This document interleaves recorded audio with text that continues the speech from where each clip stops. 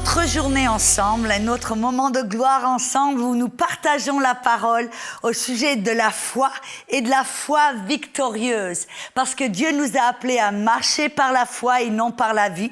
Il nous a appelés à vivre par la foi. Et il dit, la foi que je vous ai donnée, c'est une foi qui peut triompher du monde ou des problèmes ou de vos besoins. Amen. Et on a vu dans certaines émissions précédentes, on a vu que on n'a pas besoin d'une grande quantité de foi pour conquérir le problème ou vaincre le problème. Jésus a dit, si vous avez de la foi comme un grain de moutarde, vous pouvez parler à ce mûrier ou à ce problème de se ôter de là et de se jeter dans la mer et ça va vous obéir. Amen.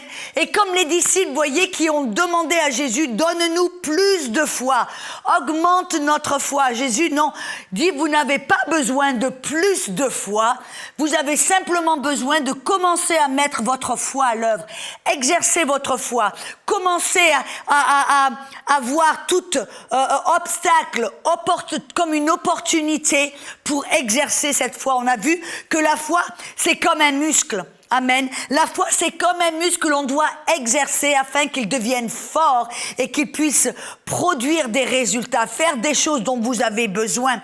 Alléluia. Et alors, on a vu que toute épreuve, tout obstacle, tout besoin est simplement une opportunité pour fortifier notre foi. C'est pour ça que Jacques ou Pierre nous dit de nous réjouir quand on est face à toutes sortes d'obstacles.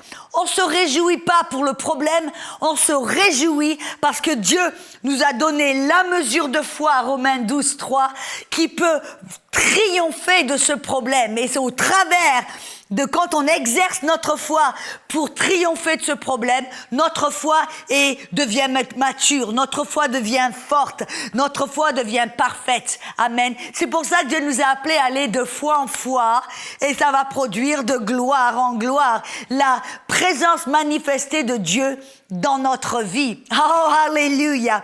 Et alors, on a vu que notre foi peut produire tout un tas de résultats et triompher du monde qu'on doit l'exercer. Mais je sais, on se dit, mais comment exercer notre foi? J'ai monté certains exemples pratiques, mais voilà la première chose que l'on doit apprendre à faire quand on exerce notre foi, c'est d'exercer notre autorité. Voyez, parce que en Christ, nous avons notre héritage. Dieu nous a tout donné en Christ. Donc, quand on exerce notre foi, vraiment, c'est pas pour convaincre Dieu de nous donner quelque chose ou de bouger la montagne. Non, non, c'est pour défendre ce que Dieu nous a déjà donné. Amen. Et on voit dans Marc chapitre 11. Allons-y ensemble. Pourquoi? Marc chapitre 11, c'est le passage où Jésus enseignait ses disciples au sujet de la foi et comment exercer leur foi. Amen. Et si on étudie ensemble, on va voir quelle est une des premières manières pour exercer notre foi ou mettre notre foi à l'œuvre. Comme on met nos muscles physiques à l'œuvre, on doit mettre notre foi à l'œuvre en l'exerçant. Amen. Comment le faire? Marc chapitre 11, verset 23. Jésus a dit, voyez, pour vous donner un petit peu dans le contexte, Jésus était avec les disciples, il marchait dans un champ. Et il a eu faim tout d'un coup, il a vu un figuier qui avait plein de feuilles. Et apparemment, s'il avait des feuilles, il s'attendait à ce que ce figuier ait des fruits. Oui, il s'est approché du figuier, il n'y avait pas de fruits, aucun fruit. Et alors, qu'est-ce que Jésus a fait? Il a parlé à ce figuier, il l'a maudit. En fin de compte, il lui a dit, tu ne porteras plus jamais de fruits. Et alors, la Bible nous dit que les disciples l'entendirent, Marc 11, 20, et ils sont partis vers Jérusalem. Bien sûr, on sait que là, ils sont allés dans le temple.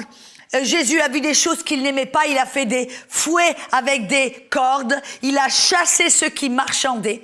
Et le lendemain, il passe pour aller vers Béthanie, sur le même chemin. Et là, Pierre, il constate le figuier maintenant, qui le jour d'avant était tout vert et verdoyant, maintenant il est tout sec, tout mort. Et Pierre dit, oh, Jésus, regarde le figuier que tu as maudit, et maintenant complètement mort, complètement sec, comment as-tu fait ceci?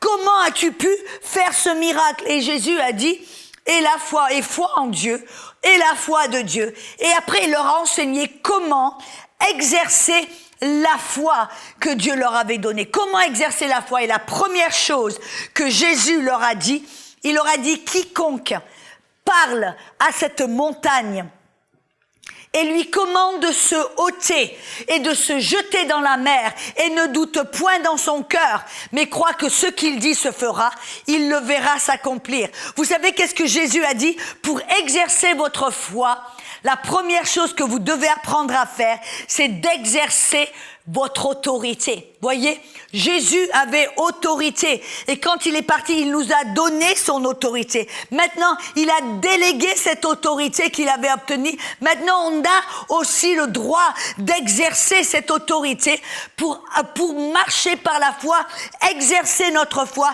et accomplir des miracles et glorifier le Père. Amen. Et vous dites, mais ça c'est un peu étrange. Jésus a parlé à un figuier. Mais alors, qu'est-ce que ça veut dire, parler à un figuier? Mais moi, je suis malade, j'ai du cancer, qu'est-ce que je dois faire? Vous voyez, la plupart des chrétiens, qu'est-ce qu'ils vont faire? Ils vont parler à Dieu et demander à Dieu d'ôter le cancer ou d'ôter la maladie. Mais vous remarquez, ce n'est pas ce que Jésus a fait et ce n'est pas ce qu'il nous commande de faire. Pour marcher par la foi, Jésus ne nous a pas dit « Oh, parle au Père et demande-lui de ôter la montagne. » Et vous savez que la montagne, ça représente le problème, la maladie, tout obstacle, tout ce qui est là en face de vous pour vous nuire. Et Jésus a dit « Non, ne parle pas à Dieu au sujet de la montagne ou de lui demander de ôter la montagne pour toi. » Et c'est ce que la plupart des chrétiens font, n'est-ce pas? Ils parlent à Dieu et disent « Dieu, guéris-moi, enlève ma maladie, Dieu, fais ceci, Dieu, fais cela, Dieu, viens, aide-moi. » C'est pas ce que Jésus nous a dit de faire. Vous vous rappelez? Dieu est notre Père, Jésus est notre grand frère. Et il a laissé un exemple pour nous que l'on doit suivre et imiter. Nous devons être des imitateurs de Dieu. Et alors Jésus nous a dit, ne parle pas à Dieu au sujet de ta montagne ou de ton problème. Non. Toi, tu parles directement au problème.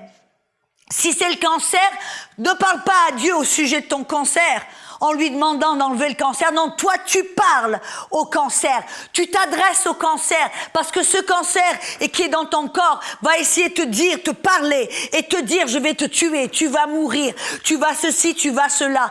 Alors, s'il vous parle, vous lui répondez. Tu parles à ce cancer, tu dis non, au nom de Jésus, cancer, ôte-toi de mon corps, je te commande de partir. Si c'est des problèmes de genoux, alors dites genoux, sois guéri. Si c'est des finances, parlez à votre portefeuille. Je dis, c'est un peu bizarre Audrey, tu me dis de parler à des choses. Vous savez, c'est ce que Jésus a fait. Comment est-ce que Jésus marchait par la foi? Il savait que dans le monde spirituel, Dieu avait pourvu pour tous les besoins, que Dieu avait déjà, c'était sa volonté pour nous d'être guéris, c'était la volonté pour nous de marcher, d'avoir tous nos besoins pourvus. C'était la volonté pour lui de glorifier le Père. Alors, il n'a pas parlé au Père au sujet du besoin ou de la maladie, non. Il a exercé l'autorité qu'il avait. Il a parlé à un figuier. Vous vous rappelez quand la belle-mère de Pierre était malade, qu'est-ce que Jésus a fait? La Bible nous dit qu'il a réprimandé la fièvre. Vous vous rappelez quand il était dans la barque avec les disciples et qu'il y a tout d'un coup une tempête? Qu'est-ce que Jésus a fait? Jésus n'a pas parlé au Père en disant « Père, s'il te plaît, calme la tempête ». Non, vous savez ce que Jésus a fait? Il a parlé au vent et à la mer et aux vagues et à la tempête. Il a dit « Calme-toi, paix ». Wow! Mais vous voyez, si c'est ce que Jésus a fait et qu'il a obtenu des résultats, si vous et moi, on veut avoir les mêmes résultats que Jésus avait, ça veut dire qu'on doit être disposé à faire la même chose qu'il faisait. Vous dites, mais Jésus était le Fils de Dieu. Oui, Jésus était le Fils de Dieu. Mais vous et moi, nous sommes appelés à être des fils de Dieu. Vous regardez dans Galates chapitre 3 et Galates chapitre 4, Paul nous dit que nous avons reçu l'adoption. Nous sommes maintenant des fils de Dieu. Que nous soyons mâles ou femelles, nous sommes des fils de Dieu. Ça veut dire que nous avons maintenant le droit d'agir et d'imiter Jésus, qui est notre grand frère, de faire ce que lui faisait, parce qu'il a laissé cet exemple. Et Paul nous dit, soyez imitateurs de Dieu. On peut imiter Jésus, faire ce qu'il faisait afin d'obtenir les mêmes résultats qu'il obtenait. Oh, il marchait dans la foi, il marchait dans la victoire. Il n'y avait aucune impossibilité qui était trop grande pour lui, aucun obstacle qui était trop impossible. Non. Il était toujours dans la victoire, il était toujours vainqueur. Alléluia. Et nous pouvons l'être aussi. N'acceptez pas ce mensonge. Ce mensonge qui dit, si tu veux glorifier Dieu, tu dois être dans la souffrance. C'est la souffrance qui glorifie. C'est ta pauvreté qui glorifie Dieu. C'est ta maladie qui glorifie. Non. Ça ne glorifie pas Dieu, mais c'est quand nous marchons par la foi et que nous obtenons la victoire, c'est là que le Père est glorifié. C'est là que le monde peut voir que Dieu est bon et que Dieu est un bon Père, est un bon Dieu. C'est ça, c'est la bonté de Dieu qui attire l'homme vers Dieu. Alléluia. Et alors, ça veut dire que pour marcher par la foi, on doit commencer à exercer cette autorité. Jésus a dit, je vous donne toute autorité sur toute la puissance du diable. Et vous vous rappelez même dans Marc, chapitre 16, verset 18, il dit, ces signes vont suivre ceux qui croient. En mon nom, ils vont parler en autre langue. En mon nom, ils vont marcher sur des serpents et ils n'auront qu'un... En mon nom, ils peuvent même boire un beuvrage mortel et ça ne va pas leur nuire. En mon nom, ils vont imposer les mains sur les malades et les malades seront guéris. Nous avons reçu toute autorité en Jésus-Christ et nous avons maintenant l'autorité afin de marcher par la foi, d'exercer cette autorité. Vous vous rappelez, vous savez... Et ça, c'est pour dans tous les domaines de notre vie. Parce qu'on comprend que nous avons reçu cet héritage. Je veux vous encourager encore. Nous avons couvert tellement de chemins dans les dernières sessions ensemble que si vous avez manqué une des sessions, une des émissions in studio sur la foi victorieuse, que vous pouvez aller et regarder certaines émissions précédentes. Amen. Afin de vous rafraîchir la mémoire. Ou découvrir ce dont nous avons parlé et que vous avez peut-être manqué. Il y a tellement de bonnes choses. Mais c'est ça l'important. Pour marcher par la foi, on doit exercer notre autorité. Cette autorité que Jésus, le maître de l'Église, le chef de l'Église nous a lui-même délégué et donné. Amen. Et c'est comme ça qu'il a fait. Il a exercé autorité contre les démons, contre les tempêtes, contre la maladie, contre la douleur. Voyez, et c'est comme ça que l'on doit faire. Je me rappelle même, par exemple, j'ai parlé de la guérison, voyez, si vous avez de la douleur, vous parlez à la douleur, vous parlez à vos genoux, sois guéri, cancer sort de mon corps, mal de tête va-t'en, œil, je te commande d'être en bonne santé, oreille, ouvre-toi. Voyez ce que je veux dire? Alléluia. Mais vous déclarez, mon corps est guéri par les meurtrissures de Jésus. Mais vous pouvez appliquer aussi dans tous les domaines de votre vie, là où Dieu, ce que la grâce a pourvu pour vous, ce que la grâce a pourvu pour vous. Alléluia. Vous avez le droit. Vous avez le droit de défendre ce qui vous a été donné. Voyez, c'est pas une question pour essayer d'obtenir quelque chose, non. C'est de défendre ce que Dieu vous a donné, ce qui vous appartient, ce qui fait partie de votre héritage en Jésus-Christ, qui vous a été donné et déposé dans un compte bancaire spirituel, qui vous a été donné dans les lieux célestes en Jésus-Christ. Amen. Si ça vous appartient, vous avez le droit de le défendre. Et vous le défendez comment? En exerçant votre autorité. Alléluia. Et alors, on a vu ça pour la guérison, mais ça peut aussi dans le côté financier. Je me rappelle, quand j'étais toute jeune dans le Seigneur et que j'ai commencé à entendre, à comprendre ces vérités sur la foi, que j'avais pas besoin de mendier, de demander à Dieu de le supplier ou d'attendre qu'il fasse quelque chose. Non, non.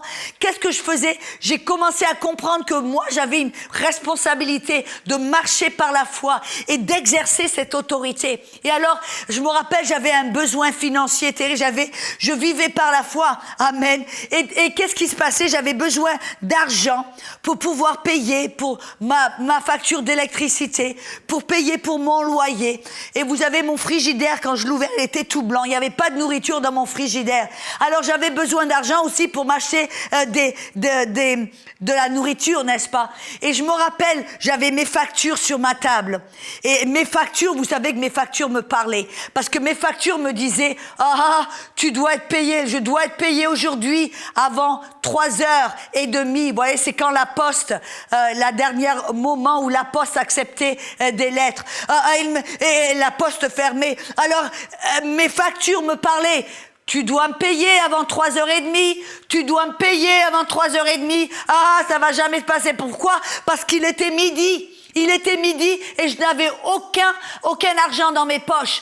Et il y a les factures qui me regardaient, qui me disent, alors tu vas voir, et toi, tu parles de la foi, tu peux même pas payer tes factures, alors. Et ces factures me parlaient. Et voyez, qu'est-ce que j'ai dû faire? J'ai dû leur répondre. J'ai dû leur répondre, j'ai répondu à mes factures, j'ai dit non, toi, facture, tu vas être payé.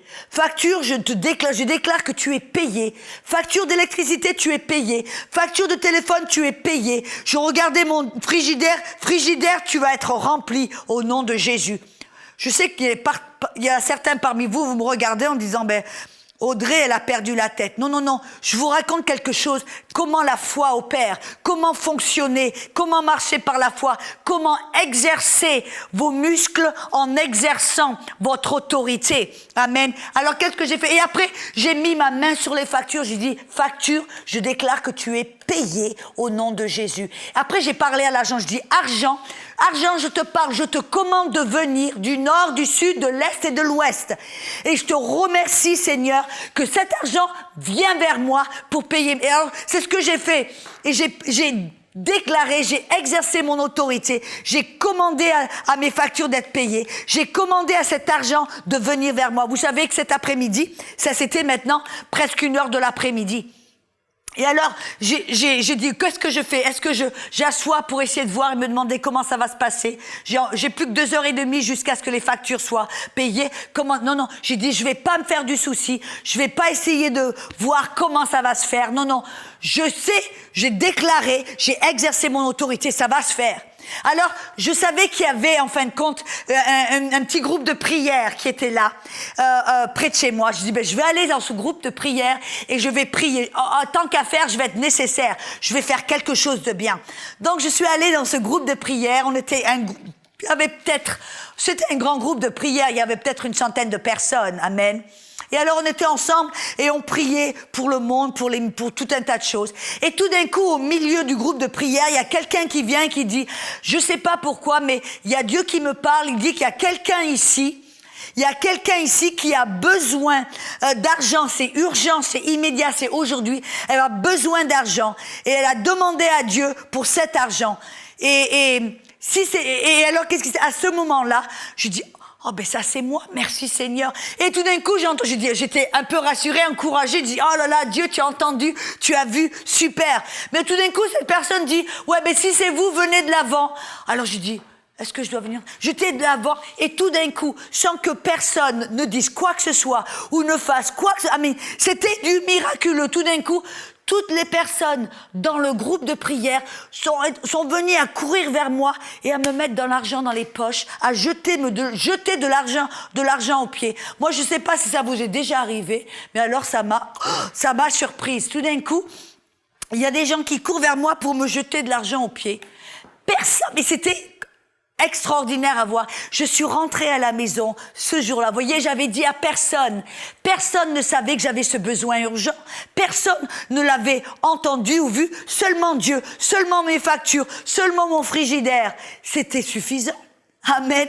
Parce que dans le monde spirituel, parce que j'ai exercé mon autorité, qu'est-ce qui s'est passé dans les coulisses, dans le monde spirituel tout d'un coup? Parce que j'ai exercer mon autorité, Dieu dans le monde spirituel a déclenché des choses et tout d'un coup sans que personne ne dise quoi que ce soit à personne, Dieu a bougé sur le cœur de ces personnes pour venir et me donner de l'argent. Je suis rentrée à la maison, j'ai compté l'argent, j'avais assez d'argent pour payer mes factures, pour m'acheter de la nourriture et j'en avais même assez pour pouvoir y envoyer une offrande à un missionnaire en Inde.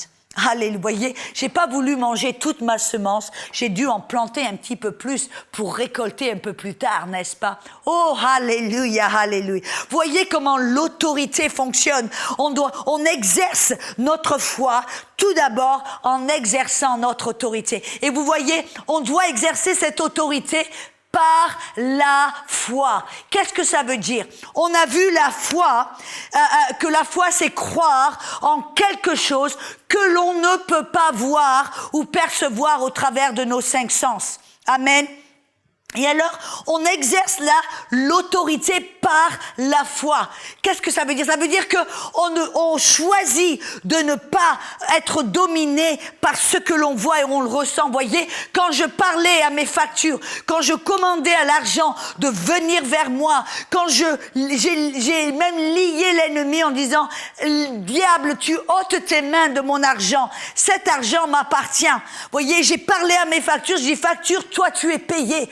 Tu es payé au nom de Jésus. » Alléluia. Oh, ce que je voyais, ce que je ressentais me disait impossible.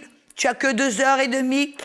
Impossible. Ce que je voyais, ce que je ressentais me disait c'est impossible. Mais non, j'ai choisi d'être dominé par ce que je savais.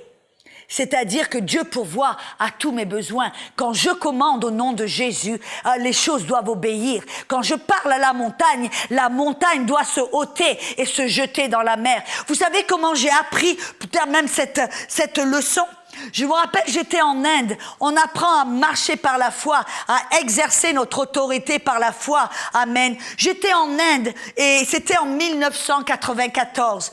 Je faisais une campagne évangélique. Il y avait des milliers de personnes qui étaient là présentes. Amen. Et ils ont amené vers moi une femme qui était démonisée. Elle avait, si vous savez, en Inde, ils ont des millions d'idoles et de dieux qu'ils louent et qu'ils adorent. Et cette femme avait loué le dieu du serpent.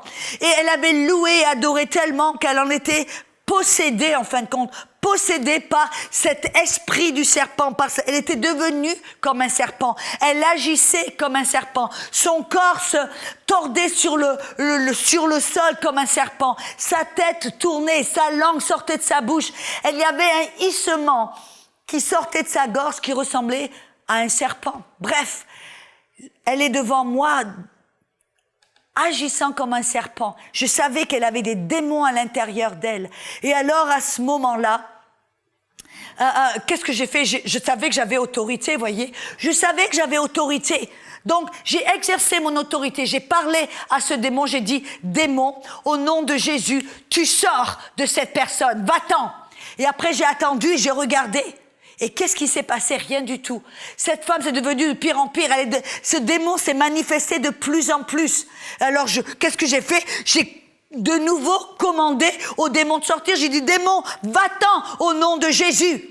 C'est devenu de pire en pire. Oh, tout d'un coup, qu'est-ce que j'ai fait? J'ai dit, qu'est-ce que je dois faire? Peut-être que c'est passé. Je l'ai pris par les épaules, je l'ai secoué. Ma voix est devenue de plus en plus haute. Mes mouvements sont devenus de plus en plus frustrés. Bref, j'essaie et encore, je chasse, j'exerce autorité encore une fois de plus. Et il n'y a rien qui change. Jusqu'à ce que j'entende la voix du Saint-Esprit, une voix toute douce, toute calme qui me dit...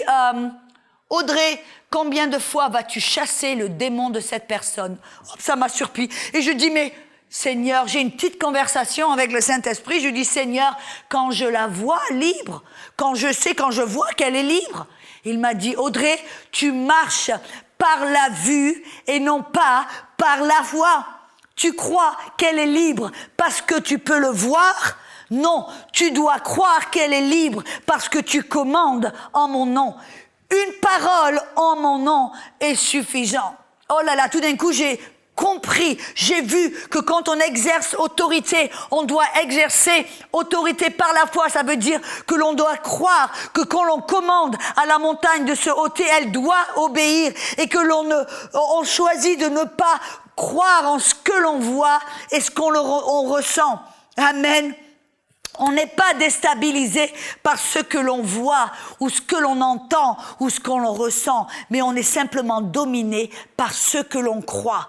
Et alors, qu'est-ce qui s'est passé? Tout d'un coup, je savais la vérité. J'ai regardé cette dame, j'ai dit maintenant, ça va être la dernière fois, Satan. Au nom de Jésus, démon, je te commande de sortir de cette femme. Maintenant, au nom de Jésus. Et après, qu'est-ce que j'ai fait? Je l'ai laissée là. Et je suis passée à la personne suivante. Prier pour elle. Puis à la personne suivante. Et à la personne suivante. Car il y avait tellement de personnes qui avaient besoin de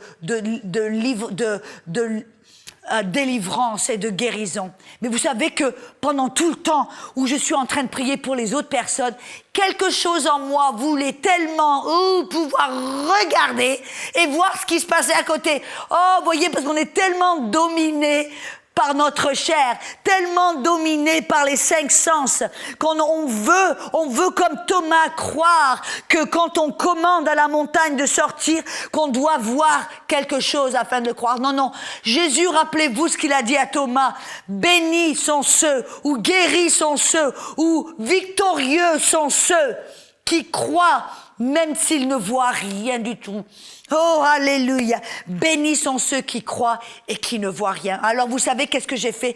Je remercie Seigneur que j'ai refusé de céder à cette tentation. J'ai refusé d'essayer de passer j'étais dans la foi. Je croyais que je savais que parce que j'avais commandé, la montagne devait obéir. Mais tout en moi voulait passer de la foi, retourner dans le domaine des 5 sens, du domaine de la chair. Tout en moi voulait y retourner. Et c'est là où le diable va vous vaincre. C'est là où le diable essaie de vous faire retourner dans ce domaine des 5 sens. Ce que vous voyez, ce que vous sentez, ce que vous ressentez. Mais voyez, j'ai résisté à la tentation. Et à la fin, le fait, c'est que j'ai complètement oublié cette dame. Mais le lendemain, j'étais sur l'estrade, en train de louer le Seigneur, et j'ai regardé, cette femme était complètement libre.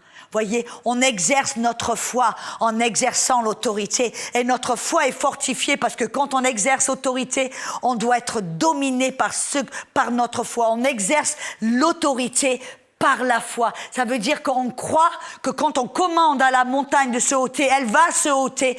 On ne doute pas dans notre cœur, mais on sait que quand on commande, ça va se faire. Et on n'est pas déstabilisé par ce que l'on voit et ce que l'on ressent. Mais on reste fort en se disant non, j'ai commandé, ça part. Même si ce que je vois me dit le contraire. Alors, alléluia, nous apprenons à être fortifiés dans la foi, à exercer notre foi par la foi. Notre autorité par la foi. Alors, revenez dans cette émission, on va continuer un petit peu plus loin à découvrir comment marcher par la foi et non par la vue. Une foi victorieuse, c'est ça qui plaît à Dieu. Amen. Alléluia.